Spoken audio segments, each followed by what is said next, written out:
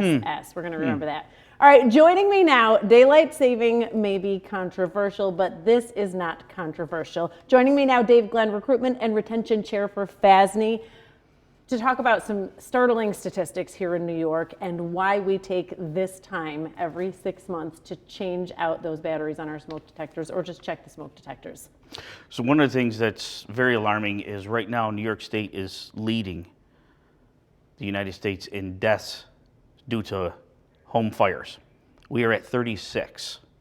So that means right now, out of every 5 house fires leading to deaths, 3 of them are caused because of non-working smoke detectors. It's very alarming. It's and completely preventable. Yes. When you're looking at those statistics. Yes. Okay. So this time of year is the time of year that, as fire officials, you make the rounds and remind people, if you have batteries, change the batteries. If you have the ones that seal and it's, the longer term ones, check them. What do you want people to do? So by rights, you should be checking them every month. Okay. No matter what style, what type, every month you should be checking. All right. The ones with the batteries, you should be replacing them every time you do the clocks. Technically, you should be doing them every 6 months. All right. The other is the hardwired ones, you should be testing them. If at any time that detector does not pass or does not do the right thing, get rid of it and get a new one. Okay. How do you test it? So people are watching, it's like, how do I do it? So there's a red light on all of them. You look for the red light. If you push the test button that's on there and nothing happens, that means your batteries are dead. If you're standing there and all of a sudden you hear it chirping, look around and see if it's chirping because of smoke or it may be chirping because the battery is low. And that's the warning And to that's you. your warning to replace your battery. And how many homes do you think there are where people hear that chirping and they just Turn it off. turn it off, Take it off, throw it somewhere. put it in a cabinet, and just, I know there's people at home that have done this. Yes. Quite a bit. What is your warning for those people? Because you think, okay, I'll get to this eventually, and we all get busy.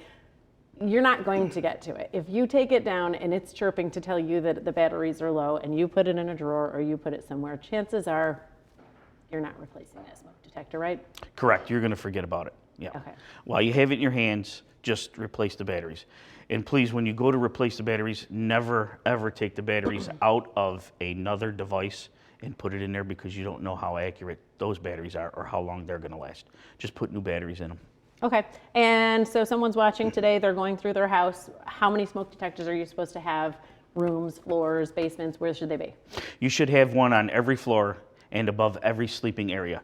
And you should also have a smoke detector in the cellar, by the cellar door. Okay. And the reason for that being? Is sometimes the furnace, we have, at this time of the year, we have a lot of furnace fires to where either the belt or an element in the furnace goes bad, and that creates a smoke, and that heats up a lot of stuff, and that can create a fire as well. And that's your first line of defense. You would hear that one in the basement before you would hear anything, that's going to detect it first. Yep. Okay, thank you so much. Such valuable information. I hope you're all listening. I hope you're taking note, and I hope you go and take those smoke detectors and change them right now. Thank you so much for joining us this morning. Absolutely. All right, and we're back after this.